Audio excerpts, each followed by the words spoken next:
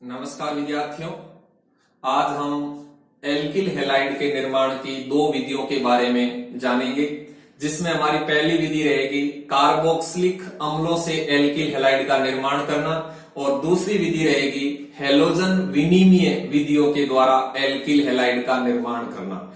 इससे पहले के दो वीडियो में हम एल्किल हैलाइड के निर्माण की तीन विधियों के बारे में पढ़ चुके हैं, जिसमें हमारा पहला प्रोसेस था एल्केनो से एल्किल हैलाइड का निर्माण करना, दूसरी विधि थी एल्किनो से एल्किल हैलाइड्स का निर्माण करना और तीसरी विधि थी एल्कोहल से एल्किल हैलाइड का निर्माण करना।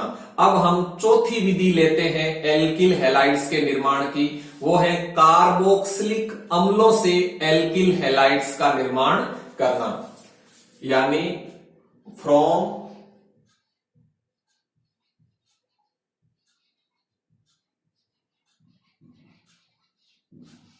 कार्बोक्सिलिक एसिड्स, यानी कार्बोक्सिलिक अम्लों से एल्किल हैलाइड बनाना। तो देखो, किसी कार्बोक्सिलिक अम्ल से एल्किल हैलाइड का निर्माण किस प्रकार से किया जाता है। जब किसी मोनोकार्बोक्सिलिक अम्ल के सिल्वर लवण की रिएक्शन कार्बन टेट्राक्लोराइड की उपस्थिति में ब्रोमीन के साथ करवाई जाती है, तो मुख्य उत्पाद के रूप में एल्किल ब्रोमाइड प्राप्त होता है। जैसे मोनोकार्बोक्सिलिक अम्ल के सिल्वर लवण की रिएक्शन, तो देखो मोनोकार्बोक्सिलिक अम्ल का सिल्वर लवण, ये मोनोकार्बोक्सिलिक अम्ल का सिल्वर लवण है। तो मोनोकार्बोक्सिलिक अम्ल के सिल्वर लवण की रिएक्शन है वो ब्रोमीन के साथ करवाई जाती है CCl4 की उपस्थिति में, यानी कार्बन टेट्राक्लोराइड की उपस्थिति में। जब मोनोकार्बोक्सिलिक अम्ल के सिल्वर लवण की रिएक्शन ब्रोमीन के साथ करवाई जाती है, तो मुख्य उत्पाद के रूप में एल्किल ब्रोमाइड प्राप्त होता है तथा साइड प्रोडक्ट के रूप में एक तो CO2 गैस प्राप्त होती है और एक सिल्वर ब्रोमाइड का अवक्षेप प्राप्त होता है। तो इस अभिक्रिया को हम हुंसडीकर अभिक्रिया कहते हैं। तो इस अभिक्रिया का नाम है हुंसडीकर अभिक्रिया।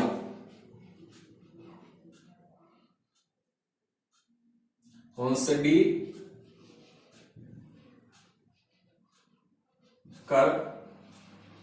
रिएक्शन।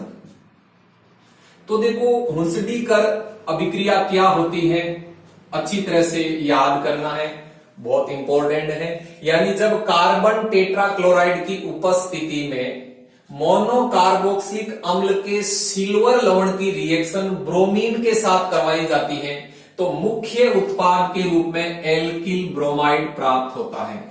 इस अभिक्रिया को हम हुंसडीकर अभिक्रिया कहते हैं। जैसे देखो, ये रिएक्शन है, इसी रिएक्शन को हम हुंसडीकर अभिक्रिया कहते हैं। अब देखो, इस रिएक्शन के अंदर डी कार्बोक्सिलेशन एवं ब्रोमिनेशन होता है।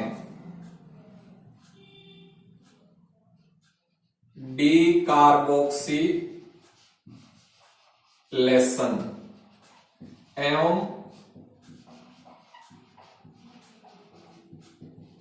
ब्रोमिनेशन होता है।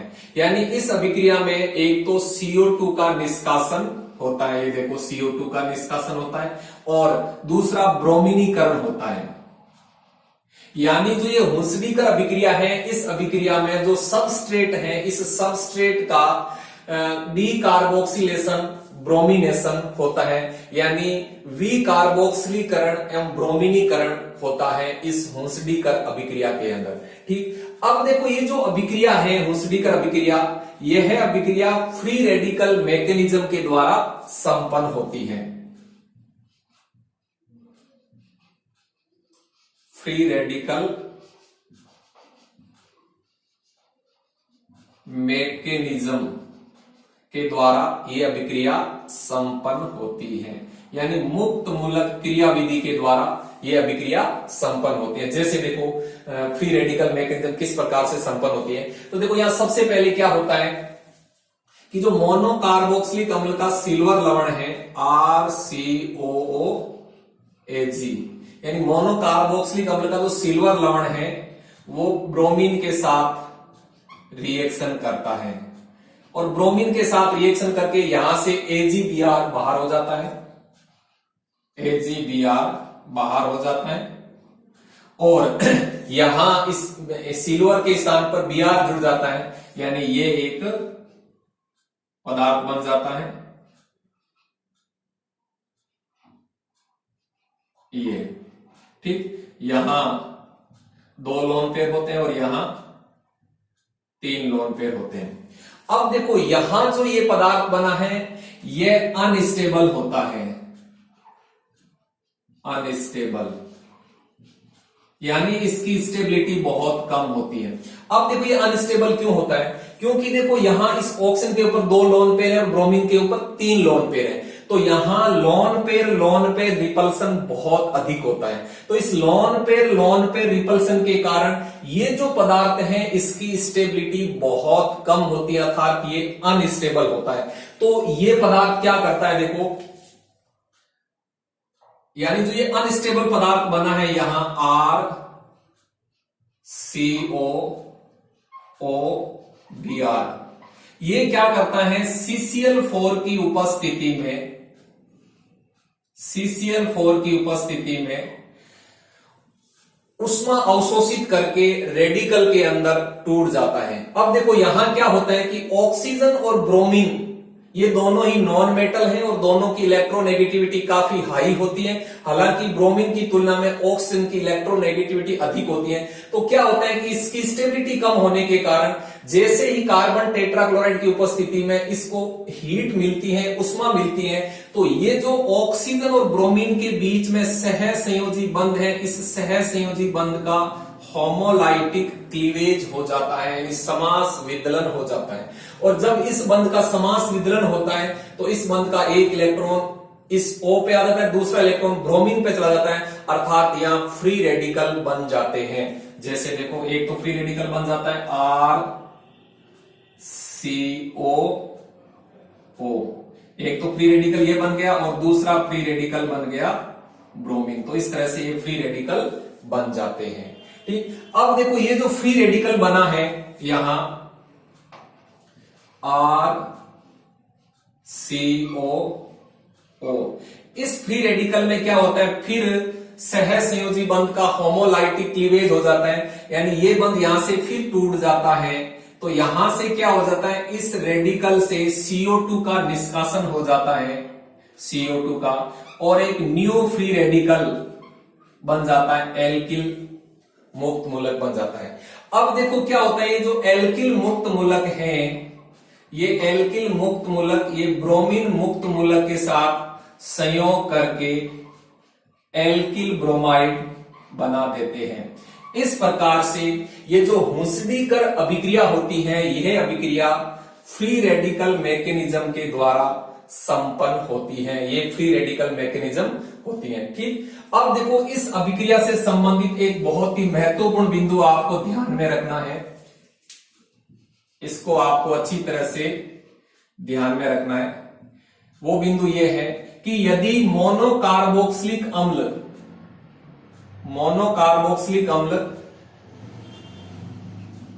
के सिल्वर लवण की रिएक्शन, मोनोकार्बोक्सिलिक अम्ल के सिल्वर लवण की रिएक्शन यदि हम आयोडीन के साथ करवा दें CCl4 की उपस्थिति में, तब क्या होता है कि यहां मुख्य उत्पाद के रूप में एस्टर प्राप्त होता है, न कि एल्किल आयोडाइड।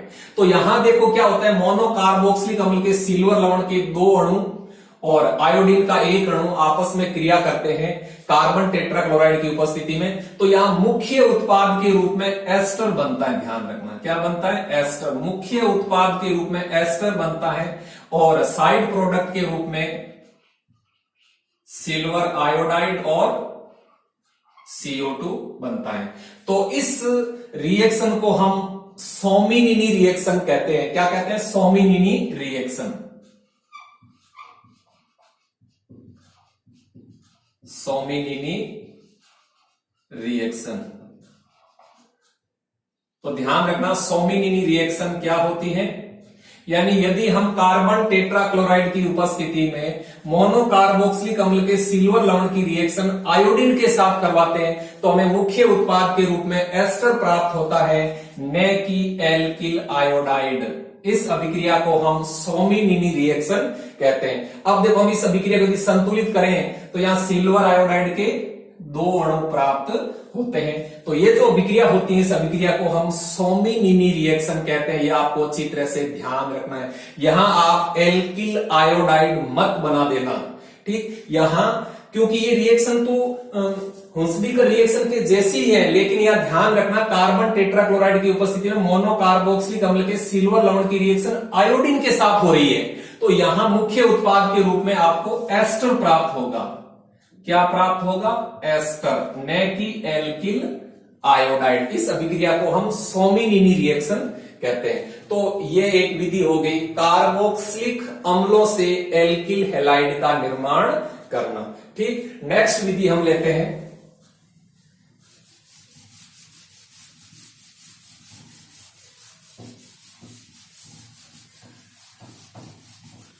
एल्किल हैलाइड्स के निर्माण की 5वीं विधि हम लेते हैं, वो है हैलोजन एक्सचेंज मेथड।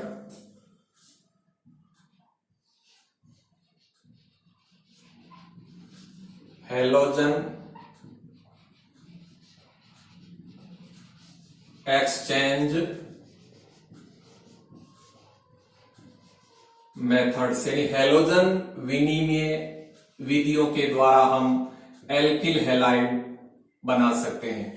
देखो यहां क्या होता है कि यहां एक एल्किल हैलाइड से दूसरा एल्किल हैलाइड प्राप्त करते हैं। तो हैलोजन विनिमय विधियों के अंतर्गत हम 2 विधियों के बारे में अध्ययन करते हैं, जिसमें एक विधि होती है फिंकेल्स्टाइन अभिक्रिया और दूसरी विधि होती है स्वार्ट्ज अभिक्रिया। तो पहली होती है फिंकेल्स्टाइन अभिक्रिया।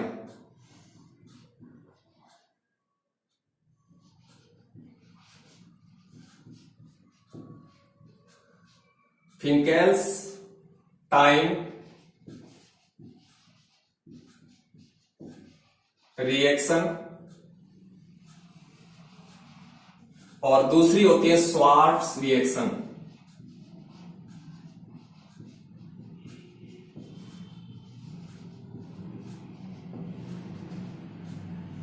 तो इनके बारे में अच्छी तरह से समझना कि फिंकेल्स्टाइन अभिक्रिया क्या होती है और स्वार्ट्ज अभिक्रिया क्या होती है। तो देखो जो फिंकेल्स्टाइन अभिक्रिया होती है, इस अभिक्रिया में क्या करते हैं हम एल्किल आयोडाइड का निर्माण करते हैं, यानी एल्किल आयोडाइड का निर्माण इस अभिक्रिया के द्वारा किया जाता है।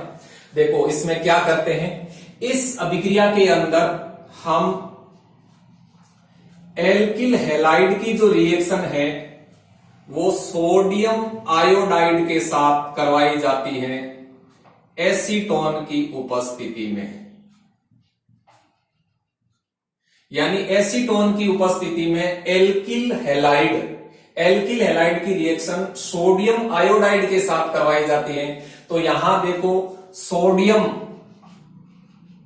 हैलाइड और एल्किल आयोडाइड प्राप्त हो जाता है। इस अभिक्रिया को हम फिंकेल्स्टाइन अभिक्रिया कहते हैं। यहां देखो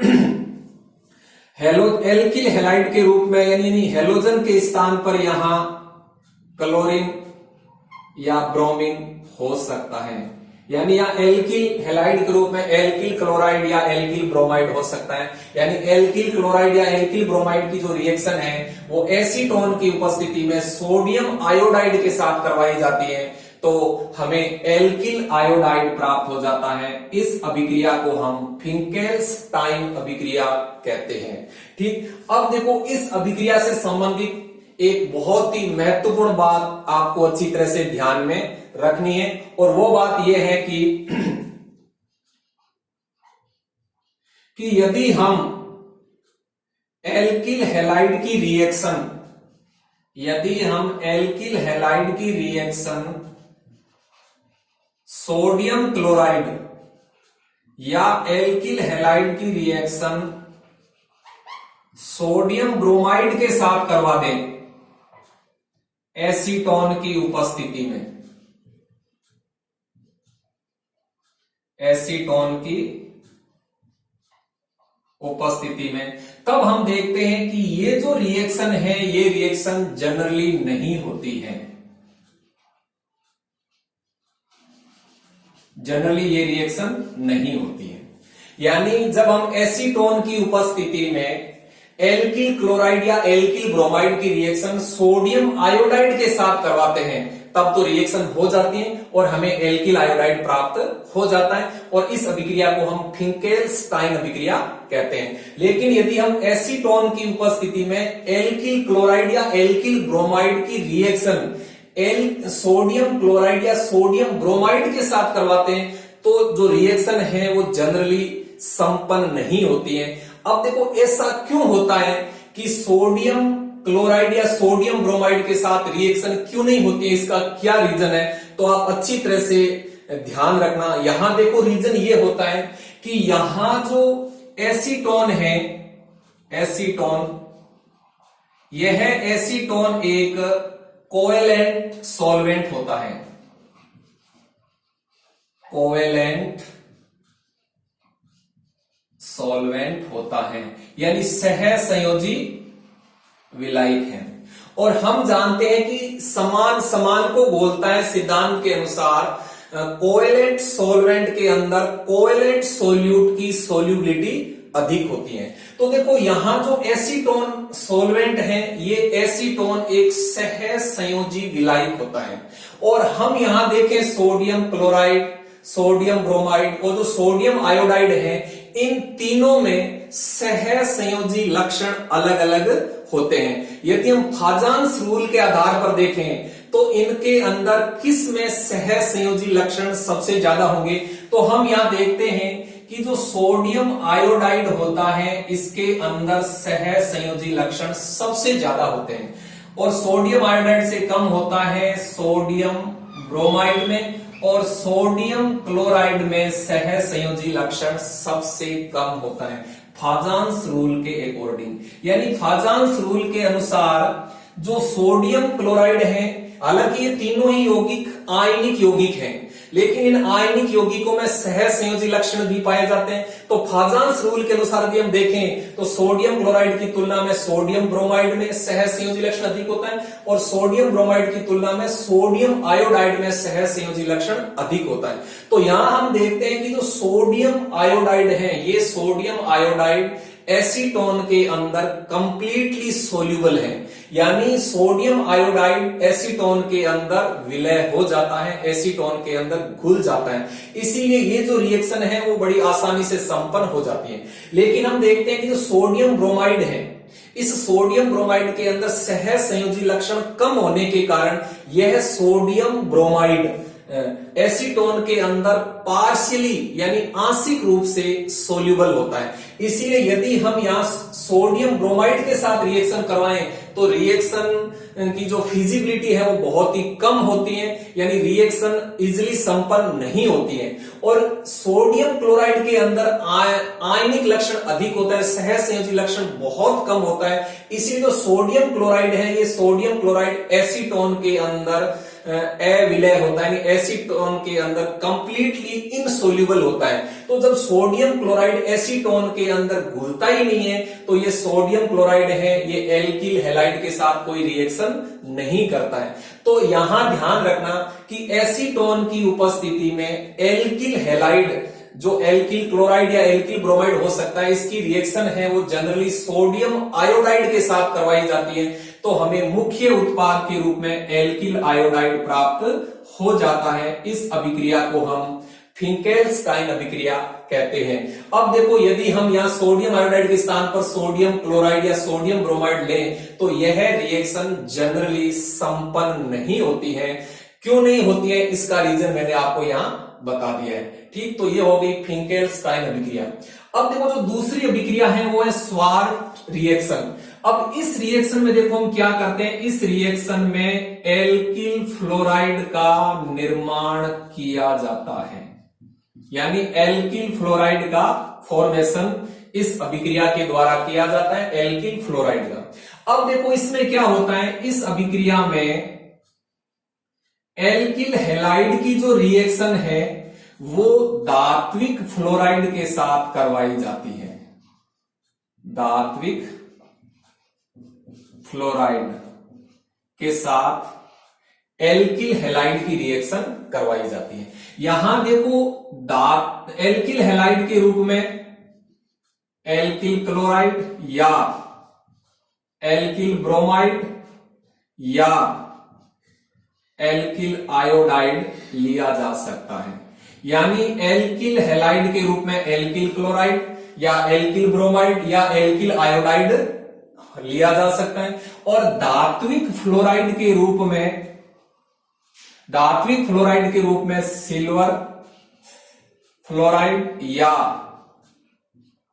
एंटीमनी फ्लोराइड या मर्क्यूरस फ्लोराइड लिया जा सकता है।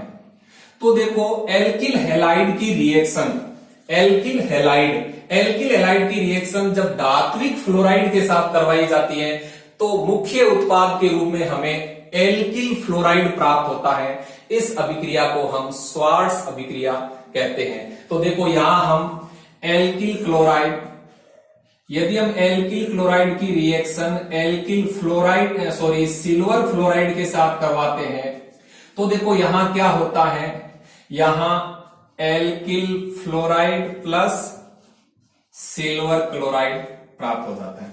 और यदि हम एल्किल ब्रोमाइड की रिएक्शन सिल्वर फ्लोराइड के साथ करवाते हैं तो यहां एल्किल फ्लोराइड एवं सिल्वर ब्रोमाइड प्राप्त हो जाता है।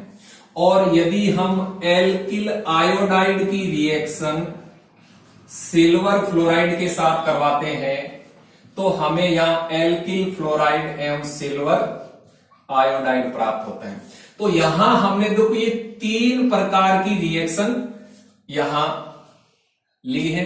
अब हम देखें कि यहां हम देखते हैं कि देखो जो alkyl silver chloride, silver bromide और जो सिल्वर आयोडाइड है, इन तीनों की स्टेबिलिटी अलग अलग होती है।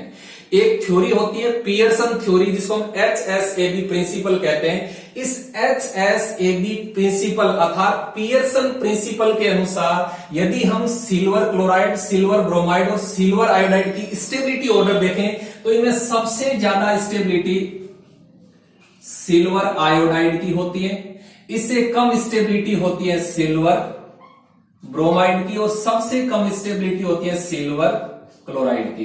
तो देखो यहां क्या होता है कि सिल्वर आयोडाइड की स्टेबिलिटी सबसे अधिक है, इसीलिए हम क्या करते हैं कि स्वार्ट्ज अभिक्रिया के अंदर जनरली हम इसी अभिक्रिया का अध्ययन करते हैं, जिसमें हम क्या करते हैं कि एल्किल आयोडाइड की रिएक्शन है वो धात्विक फ्लोराइड के साथ करवाई जाती है तो हमें मुख्य उत्पाद के रूप में एल्किल फ्लोराइड प्राप्त होता है और साइड प्रोडक्ट के रूप में सिल्वर आयोडाइड प्राप्त हो जाता है। इस अभिक्रिया को हम स्वार्ट अभिक्रिया कहते हैं। तो इस प्रकार से ये हैलोजन एक्सचेंज मेथड के अंतर्गत हम 2 विधियों के बारे में अध्ययन करते हैं, जिसमें एक विधि होती है फिंकेल्स्टाइन रिएक्शन और दूसरी होती है स्वार्ट्ज रिएक्शन। तो ये एल्किल हैलाइड के निर्माण की 5 विधियां हो गई, यानी एल्केन से, एल्कीन से, एल्कोहल से, कार्बोक्सिलिक अम्लों से और हैलोजन विनिमय विधियों से।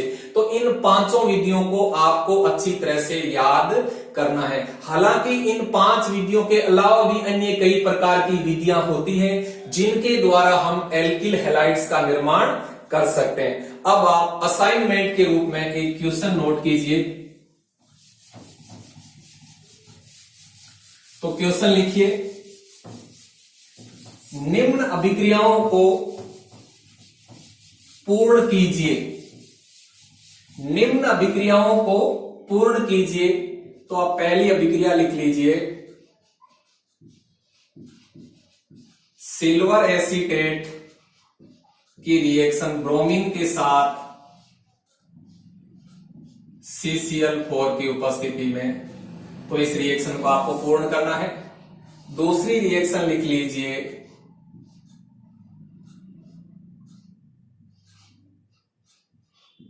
सिल्वर बेंजोएट की रिएक्शन ब्रोमीन के साथ CCl4 की उपस्थिति में।